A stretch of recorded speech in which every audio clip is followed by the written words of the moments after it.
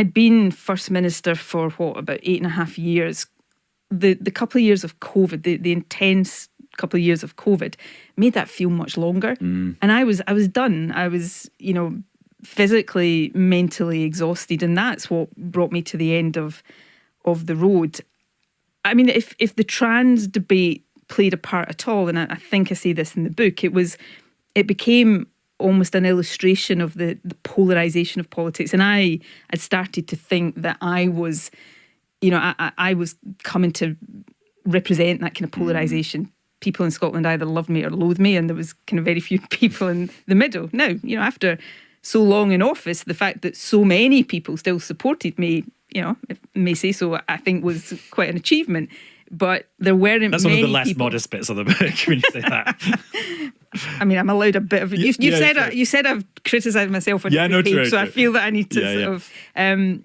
But yeah, so that's why. So no, if I had done what I now think I maybe should have done, it wouldn't have changed the trajectory of my first ministership.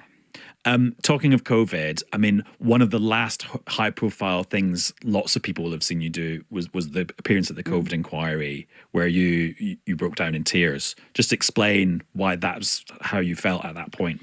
I had spent, it was the type of politician I was and still am. I'd spent so long preparing for that appearance, reading back through all of the briefings and all of the material that I'd looked at the time, and thinking so deeply about all the decisions I'd taken, the ones I thought were right, the ones that with hindsight maybe weren't.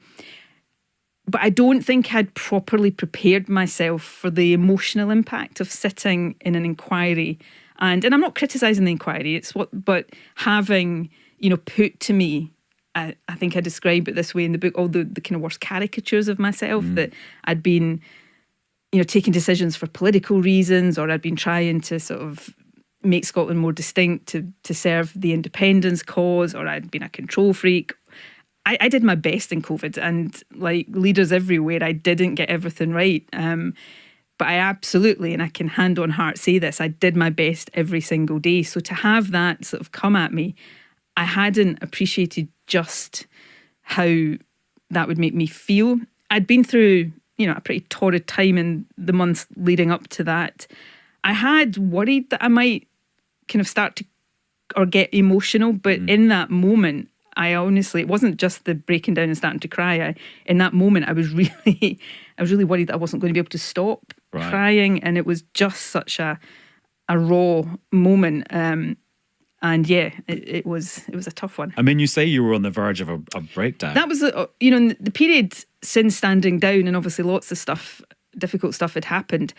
That was my lowest moment in the sense, and it was accumulation, no doubt. It wasn't, if everything else hadn't happened, maybe that wouldn't have had this effect on me, but it just in that moment felt I was very, very close to the edge. I just lost all sense of perspective, all sense of who I was, and I was in a really bad state, and I, for the first and only time in my life, actually went for some counselling because I felt I needed something to just help me regain that sense of equilibrium and perspective on life.